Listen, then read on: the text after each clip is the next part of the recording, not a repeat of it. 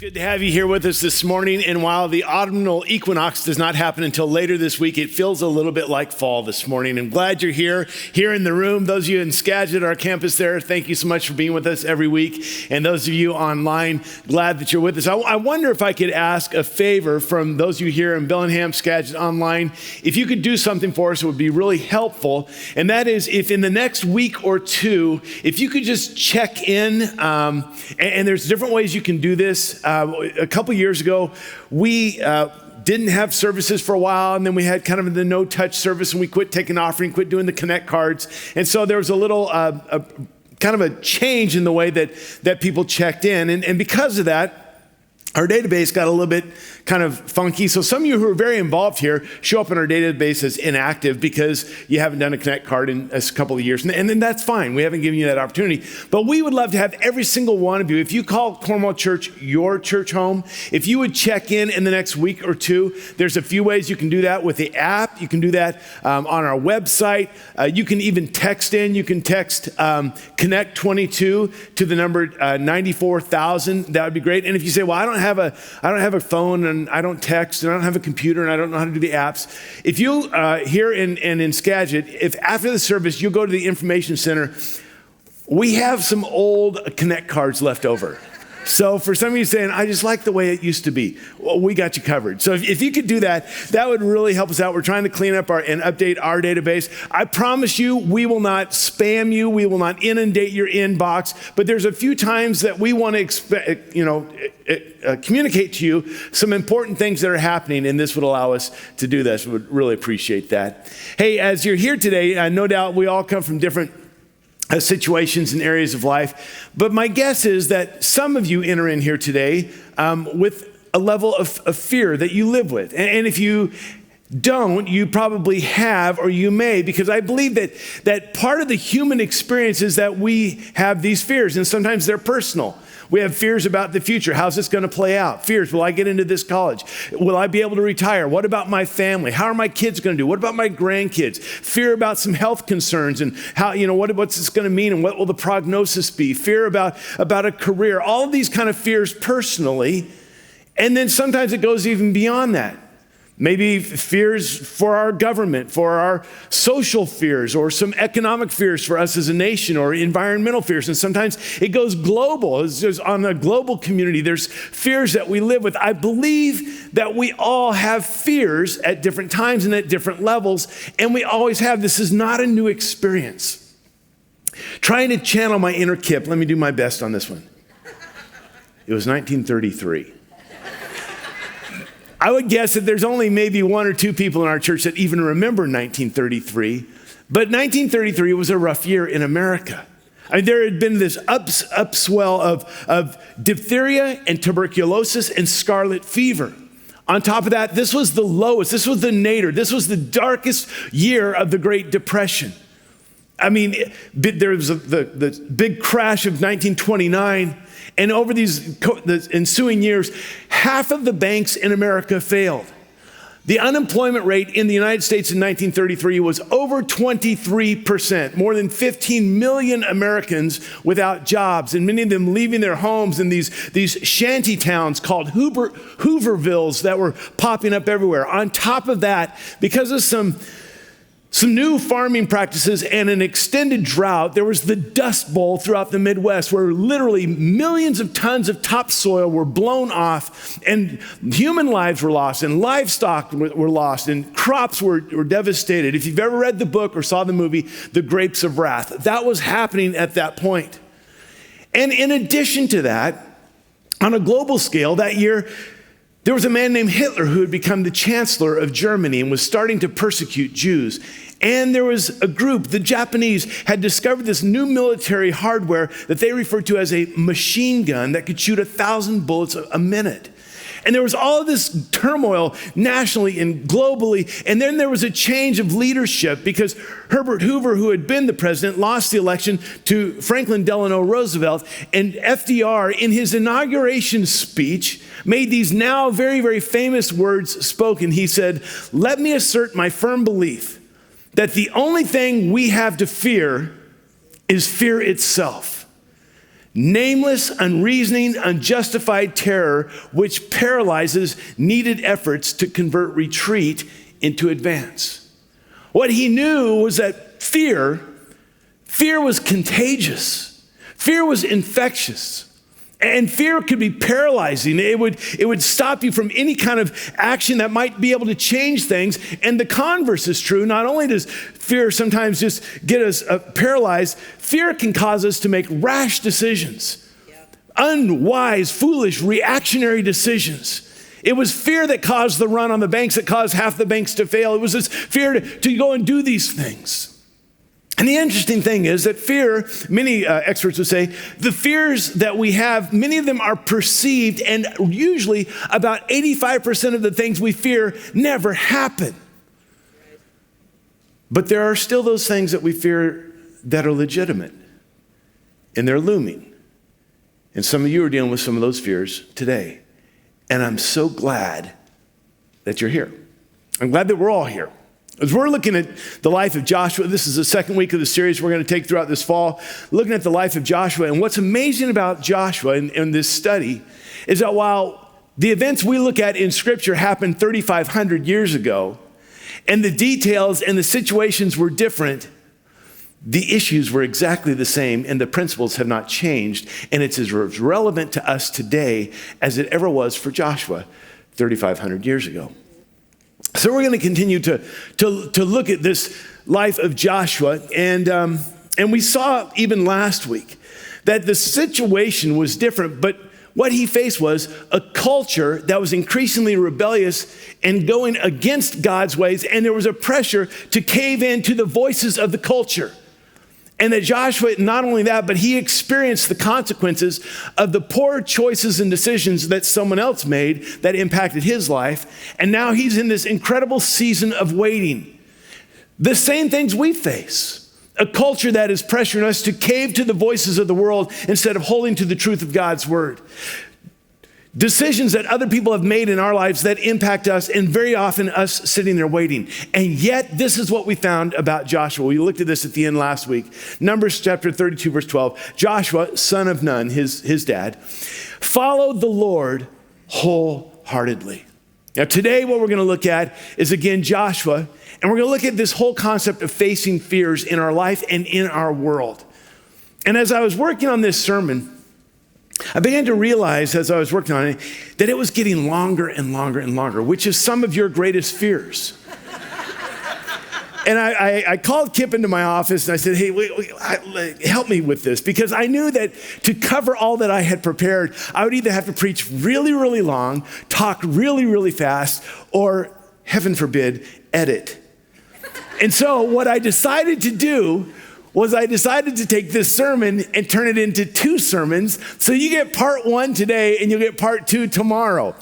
Yeah, because you'll see at the end of today, if there was more, you'd be here all afternoon. So you're gonna get part 1 of this sermon today. And we are gonna eventually today get into Joshua chapter 1. If you have your Bible or your tablet, we're gonna get to Joshua chapter 1. Now I will say, it's gonna take us a while. A little bit of an introduction to set us up for Joshua chapter 1. And I will also say this, that today on the front end, I'm going to be reading a lot of scripture. You don't have to follow along in your Bible. You can, but I will have it all up on the screen. So let me set up where we're going today and kind of pick up where we left off last week. As you remember, if you were here last week, that Moses has brought the people out of Egypt. They're getting ready to go into the promised land. They're right on the verge of going in. They send 12 spies in, which, by the way, was not God's idea. We won't even cover that. But the spies come back, and 10 of them say, yeah, it's an incredible land, but we can't go. I mean, there are people in there. They're big. They're giants. They're unbelievable. And then Joshua and Caleb are saying, let's go. You know, if God's on our side, I mean, they're too big to miss. It's going to be great. Well, God eventually says, okay, you're going to get into the land, but all of you who said no and believed these guys, you're not going to go. So anyone 20 years or older, we're going to have to wait until you die, until I give you the promised land. Joshua and Caleb, the exception here, but everyone else. And so for the next 38 years, Joshua and Caleb, they're experiencing the consequences of the choices these people have. And for 38 years, they're waiting. And you just know that at every funeral, Joshua and Caleb are there giving their condolences, but they're also singing, another one bites the dust, another one down, and another one down. We're one step closer to that promised land. We're going to get in there. So they've waited. Now, there's another story we don't have time for. You can read it for yourself in Numbers chapter 20. It's where Moses, out of an act of rebellion, disobedience, pride, and anger, and even a power, he doesn't play rock, paper, scissors. He plays rock, stick, water. And in so doing, read it on your own, in so doing, he and his brother Aaron are both disqualified from going into the promised land as well. All that set up to, now Moses knows he is not long for this earth. He's 120 years old. God has already told him he's not going to go into the promised land. He's done his duty. And you see this picture, it's kind of like Moses does this last ditch effort, one more try to see if God will change his mind. And the interaction that Moses has with the Lord is so similar to the interaction that some of you as parents have had with your children. Let's look at this. Deuteronomy chapter 3. At that time, this is Moses, I pleaded with the Lord. Oh, sovereign Lord, you have begun to show to your servant your greatness and your strong hand. For what God is there in heaven on earth who can do the deeds and mighty works you do? Now that sounds like this humble worship experience that he's saying, God, I'm your servant. You are the sovereign Lord. There's no God like you. Who else has the mighty hand you do and does the deeds you do? There were times when our girls were little. I might be reading a book or watching a show, and one or both of them would come in and say, Dad? I say, yeah. They say, I love you. I say, I love you too. Dad, yeah. You know, you're the best dad in the world. I'd say, what do you want? Some of you laugh because you know exactly what I'm talking about. It's like this buildup because they want to ask, and usually, can I go over to someone's house or whatever? And it's kind of like, you're the best dad ever of all the dads in the world, all this stuff. Okay, what do you want? And while Moses is speaking the truth about God, it's almost like he's doing that deal because look at the very next verse. Let me go over and see the good land beyond the Jordan, that fine hill country in Lebanon. Like, God, you're God. What other God is like you? You're the best God. You're powerful God. I'm your servant God. Hey, can I go over to the promised land? And then God's response reminds me so much of the response I had with my daughters. Verse 26, that's enough, the Lord said. Do not speak to me anymore about this matter. What part of no don't you understand?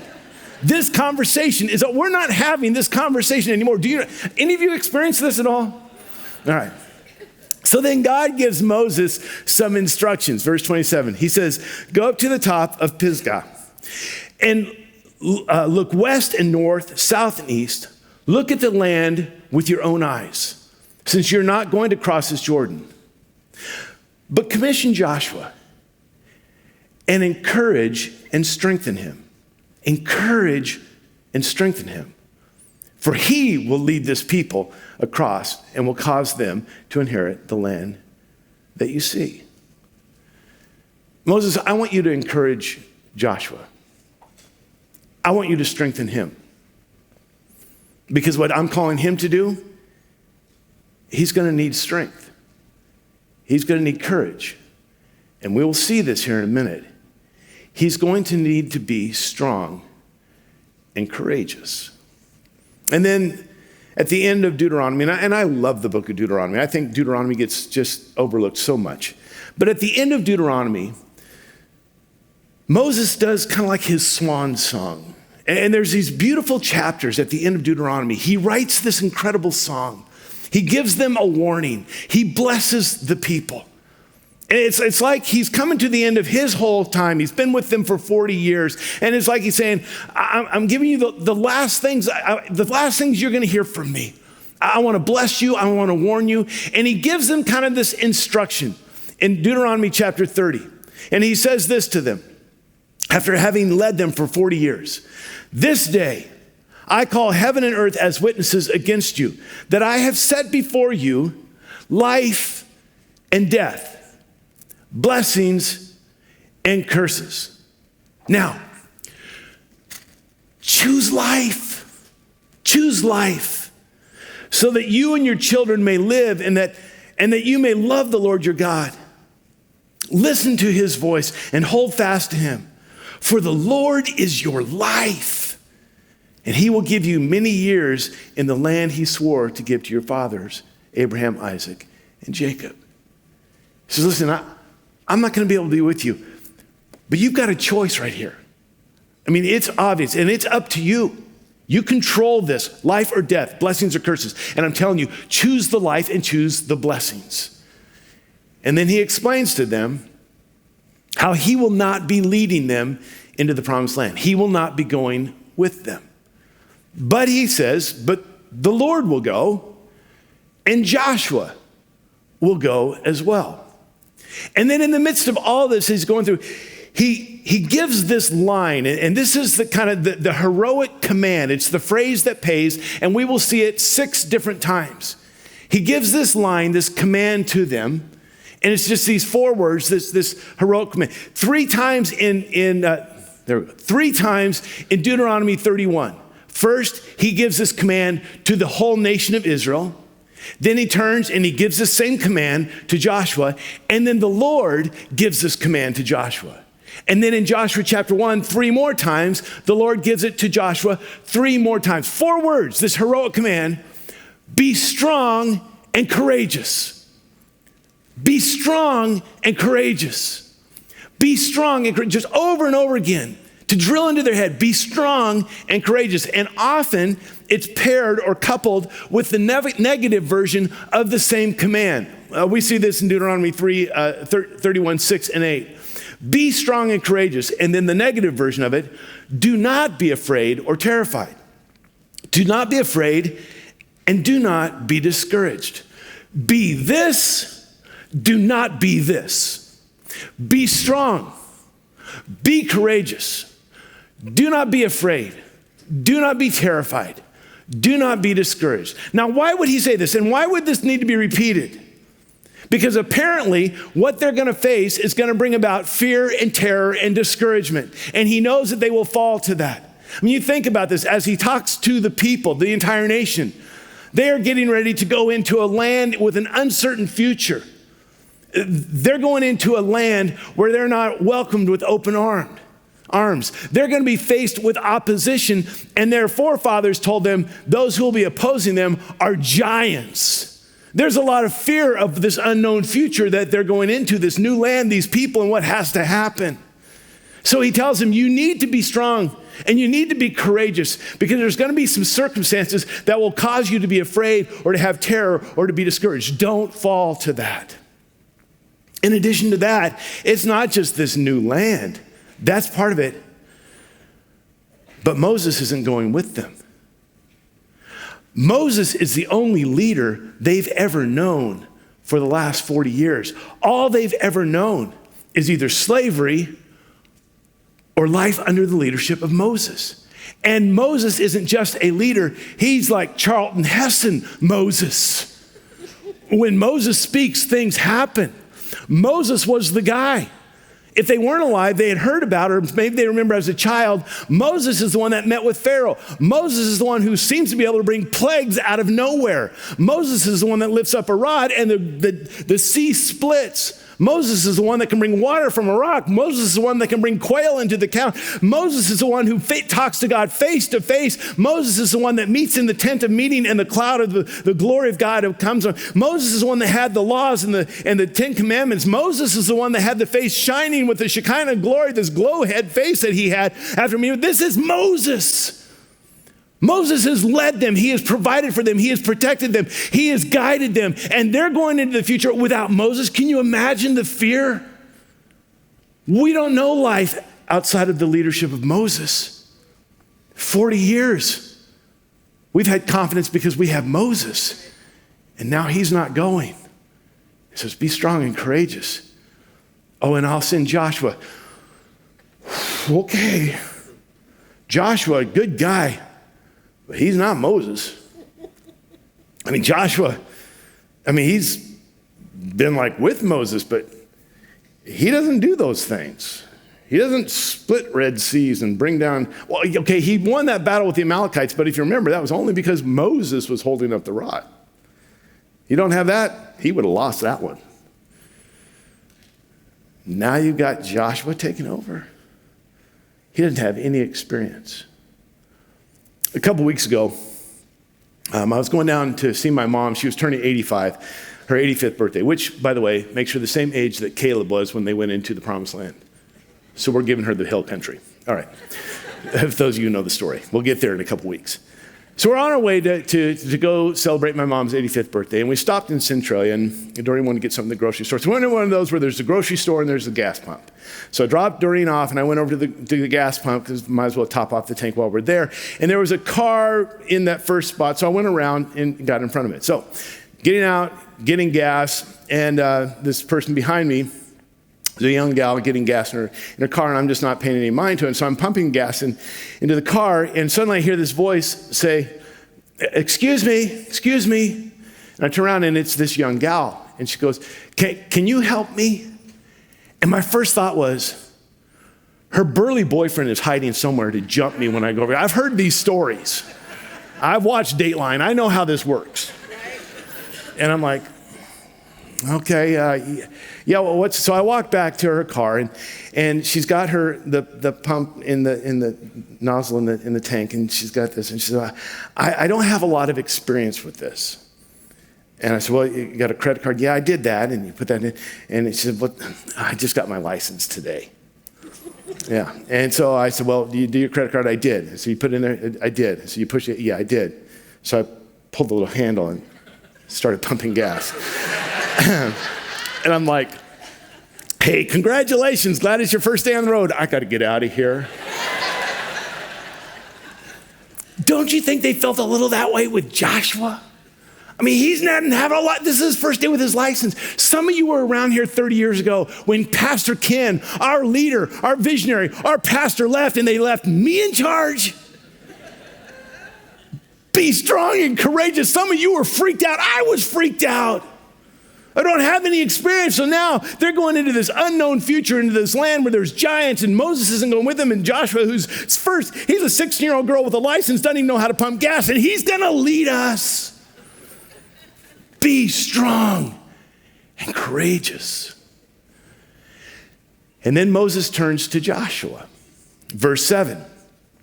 Then Moses summoned Joshua and said to him in the presence of all of Israel, be strong and courageous, for you must go with this people into the land that the Lord swore to their forefathers to give them, and you must divide it among them as their inheritance. I mean, for Joshua, how intimidating it must have been. I mean, he's been with Moses, but he's just watched, he's just helped, he's just assisted. And now I have to follow in his footsteps. And I'm supposed to have all the wisdom and the knowledge and the leadership and to do all of this. I mean, you can understand why he would be afraid as well. But I think the real reason, and maybe the main reason, that Moses says to Joshua, be strong and courageous, is because that line that he had said, for you must go with this people. Moses has led them for 40 years. He knows their propensity. And this might be a matter of semantics, but notice he doesn't say, you must go with these people. No, he says, you must go with this people, like this group, because he knows. And he knows what it's like to lead them. It's like herding cats, and they're forever straying. They're going the wrong way. It's like trying to get them back in line. And he says, Joshua, you're going to have to do this. In fact, you can recognize how Moses understands how difficult it is to lead this people, because in his closing comments to them, he makes a statement that it does not put him up as motivational speaker of the year. Look what he says to the people of Israel in Deuteronomy 31:27. For I know how rebellious and stiff-necked you are.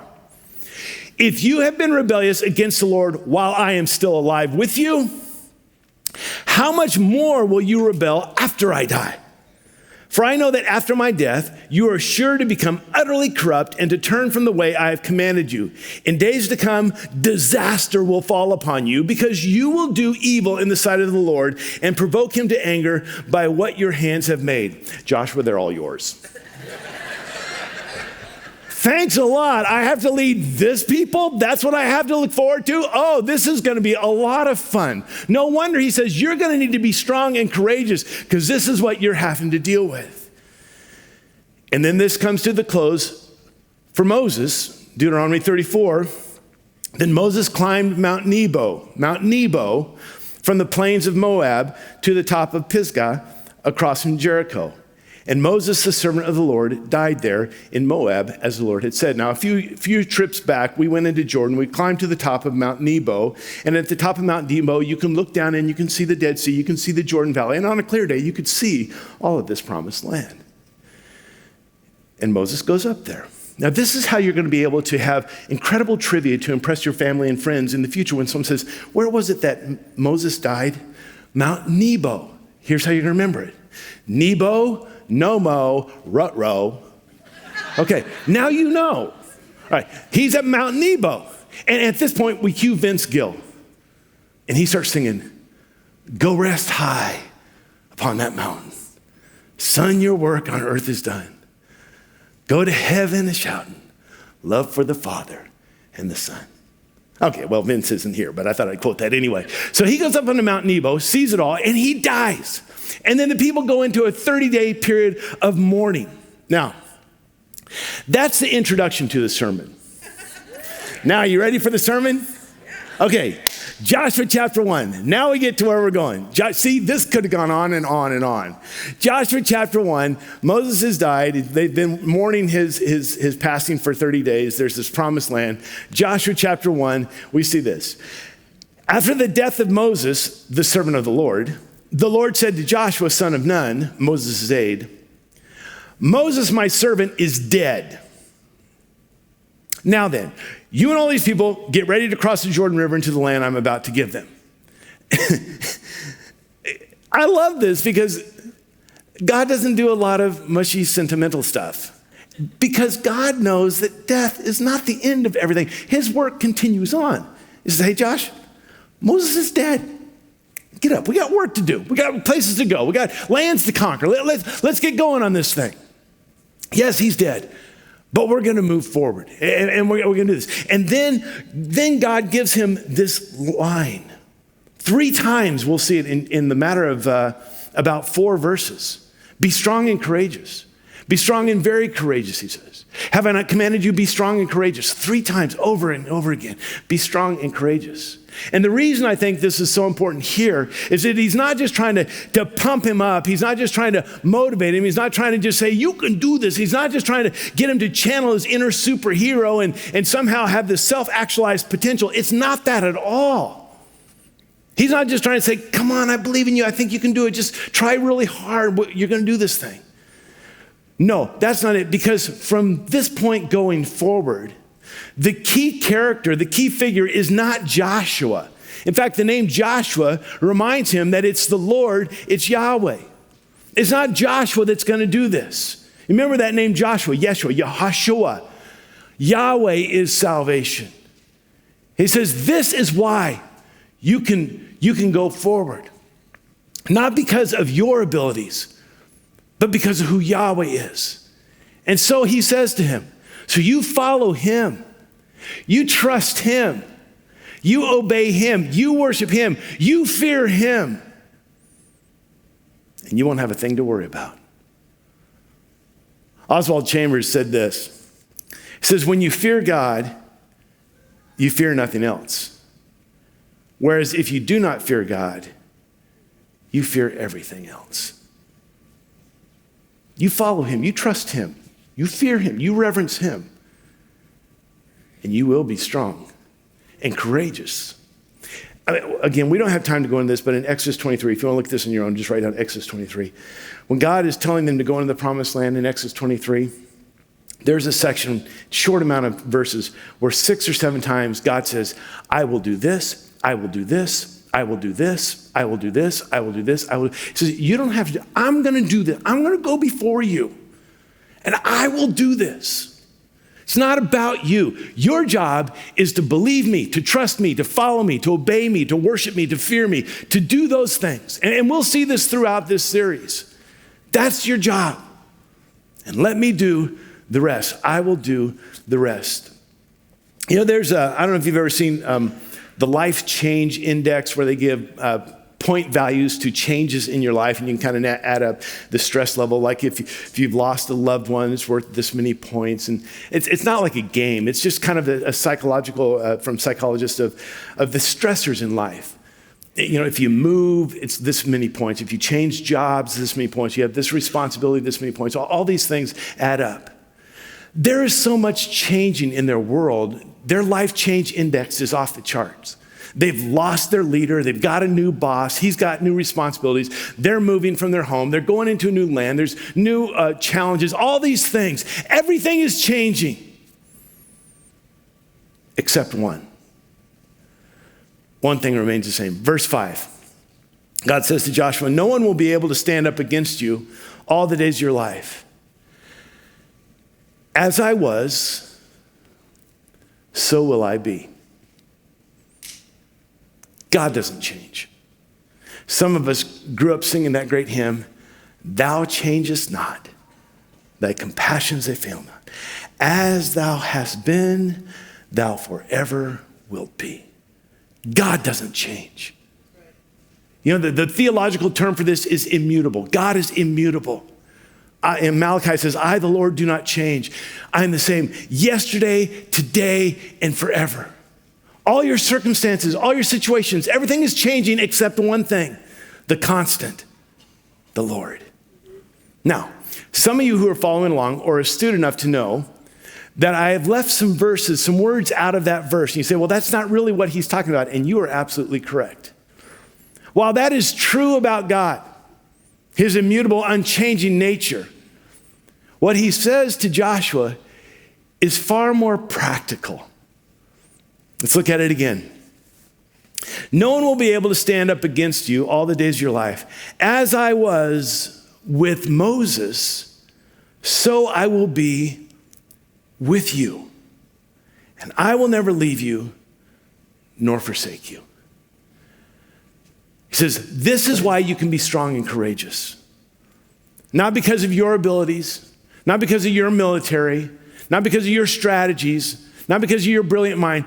This is why you can be strong and courageous. Because the same way I was with Moses, I promise you, I will be with you. And I will never leave you or forsake you. So live in that courage. I was thinking about this, and a story I told years ago, but I think it bears repeating because it so illustrates this. When I was a little kid, we moved from Ruston, Louisiana to Vancouver, Washington. My dad was a pastor of the church in Vancouver, Washington, and I was a little guy, 7 years old. And the churches of our denomination, the Portland, Vancouver area, it was either once a month or once a quarter, would have these skating parties for the youth groups. And they would meet in this skating rink in downtown Portland. It was kind of actually a seedy area under the Hawthorne Bridge there on the east side of the Willamette River. It's just kind of a sketchy area. Why they took the youth groups there, I don't know, but maybe we got there. Well, I wasn't old enough to be in the youth group, but my dad was a pastor, so I got to go to the skating parties. And I remember as a little guy going to the skating rink, and you walk in, you pay your money, and then you go get your skates and all the fungus that comes with that. And then there's a concession stand. There was pinballs over here, and there was some seating over here. And this was old school skating rink, like no DJ. They had the Wurlitz or organ. The guy playing the organ, and up in the rafters, there was percussion, and there were wind chambers, and there were pipes, and it was just a deal. And the skating rink, and on the far side, all the concessions and the skates and the seating was on the one side. On the far side was just this wall with these windows that kind of went out. And as you went there, that was under the Hawthorne Bridge, and you could hear the honking and sirens and all that. And kind of a scary place on that far wall. So I was skating, which is generous. I was shuffling on wheels. with a death grip on the rail, kind of walking around on these wheels. And so about my second time around, the skating party had been going on for about an hour or so. Second time around, I'm on the far wall over where these windows are, and I'm kind of shuffling along, and suddenly the guy behind the Wurlitzer says, "It's now time for couple skate, so grab your couple and everyone else clear the rink." And all the lights went out. And then the mirror ball started spinning, so there's these flashing white little dots everywhere. And these colored lights came on. And this music started, and people start leaving, and I'm on the far wall, and I look around, and I can't see my mom, and I can't see my dad. And there's these couples that are skating by, and these shadows, and these lights, and this flashing in the darkness, and all that, and I don't know anybody, and I can't see anyone. And one of the big kids skates by and says, "Hey, kid, it's couple skate, get off the rink." And I'm trying and all that. And in all this that's going on with the lights and the dark and the flashing and no one around, I'm terrified, I'm scared, I'm crying, and I'm just standing there completely paralyzed in my fear. And then seemingly out of nowhere, my dad swooped in like an eagle and scooped me up in his arms and picked me up. And I knew it was my dad. Those hairy arms, that familiar smell of aqua velva. And he whispered in my ear, "Bobby, you're okay." I knew his voice, and he knew my name. And we couple skated. My little skates dangling, and me dieseling. Yea, though I skate in the shadow of the couples, I will fear no evil. My dad is with me. And I could be strong and courageous. That's the confidence preposition, is with. As I was with Moses, I will be with you. You don't have to be afraid. No matter the circumstances, no matter the situations, I will be with you. As I was with Moses. How was he with Moses? Moses dealt with fear. He dealt with terror. He was afraid. Remember at the burning bush? And God says, "I want you to go talk to the most powerful man in the world. Tell him to release his free labor force and let them go." What does Moses say? Exodus 3. Moses said to God, "Who am I that I should go to Pharaoh and bring the Israelites out of Egypt?" And God said, "I will be with you." And later, as they're out in the desert, and God says, "Go on up and take the promised land," Moses says to him, I don't want to go if you're not with us. Exodus 33, the Lord replied, "My presence will go with you, and I will give you rest." Then Moses said to him, "If your presence does not go with us, do not send us up from here. If you don't go, we don't go. They can keep their land flowing with milk and honey." And this is what I love about that statement. More than the possession of the promised land, he wanted the presence of the promise keeper.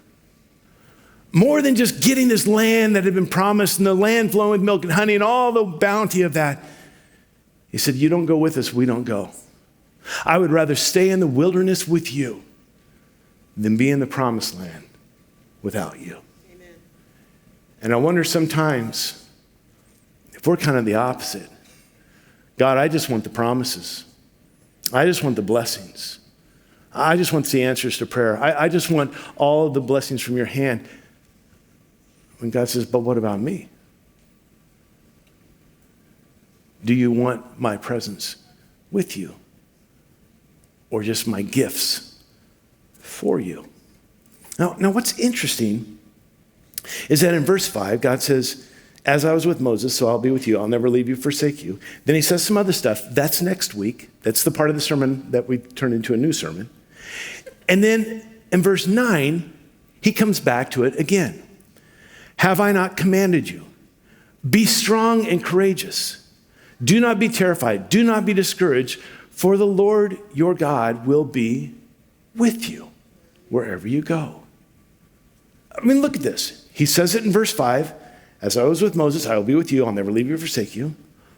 And in verse 9, he says, "The Lord will be with you wherever you go." It's like they're bookends. It's like this bracket. It's almost like they're two arms that come to pick him up and say, "You can be strong and courageous." You might say, well, Bob, this is a great story about Joshua and a fun story about the roller skating rink, but why are we here today? Because we live with fear as well. They might be different than the fears he faced, but we live with fears. And we can take from this God's timeless truth that God is with you. He's with you in whatever phase, whatever season, whatever circumstance, whatever prognosis, whatever you face, he is with you. I mean, throughout Scripture, we see this over and over again. Psalm 139, where can I go from your presence? Where can I flee from your spirit? If I go to the heavens, you're there. If I make my bed in the depths, you're there. If I rise on the wings of the dawn, if I settle on the far side of the sea, even there your hand will guide me, your right hand will hold me fast. Even though I walk through the valley of the shadow of death, I will fear no evil. Why? Because I just believe that death doesn't exist? No, it does. For thou art with me. You're with me. Last week we looked at this word out of Matthew where the angel appears to Joseph in a dream and he says, you're going to give him the name Jesus, which is the Greek version of Joshua, Yeshua. Yahweh is salvation, and now Jesus is coming to save his people from his sins. 2 verses later, Matthew 1:23, he says, the virgin will be with child, and you will give birth to a son, and they will call him Emmanuel, which means God with us. Before Jesus is ever born, it's like he's reminding us again, I will be with you. And the very last thing that Jesus ever says before he ascends to be with the Father again is in that Great Commission, and surely I will be with you always. It's like it brackets the life of Jesus. It's like bookends. It's like two arms that surround and uphold us. In John 14, Jesus said, I'm not going to leave you as orphans. I will send one. This is what the Holy Spirit dwells right within us. In John 15, he says, remain in me and I will remain in you. Keep in step, it says in Galatians, keep in step with the Spirit to live with him because he is with us. Let me give you a practical exercise to apply to your life. In the 17th century, there was a Carmelite monk, a little friar, and he went by the name Brother Lawrence. And a very humble man, but an incredible relationship with God. And after his death, they compiled some letters and some conversations, correspondence that he had, and they put it together in this tiny little booklet. You can still get it. Little booklet called The Practice of the Presence of God. And the premise of it is this, is that he discovered it didn't matter if he was at the altar receiving the Eucharist in the cathedral or he was washing the pots and pans in the kitchen of the monastery, that he could experience God no matter where he was, in the same depth and richness. And it's just learning to practice the presence of God because God has already said, I'll not leave you or forsake you. I've put my Spirit right within you. And we just go through life not acknowledging that, not aware of that. And to know that whatever you do, whatever you're facing this week, in your home, at work, on the field, at the game, in your school, in your neighborhood, as you're driving, no matter where you are, God is with you. And maybe for some of you, you may need to memorize this verse. And let me read it for you one more time. Joshua 1:9. And God says, to you, have I not commanded you? Be strong and courageous. Do not be terrified. Do not be discouraged. For the Lord your God will be with you wherever you go. Listen, we in this world filled with fear, we can be strong and courageous, not because of all of our wisdom and our prowess and our abilities, because he is with us. Live in that reality.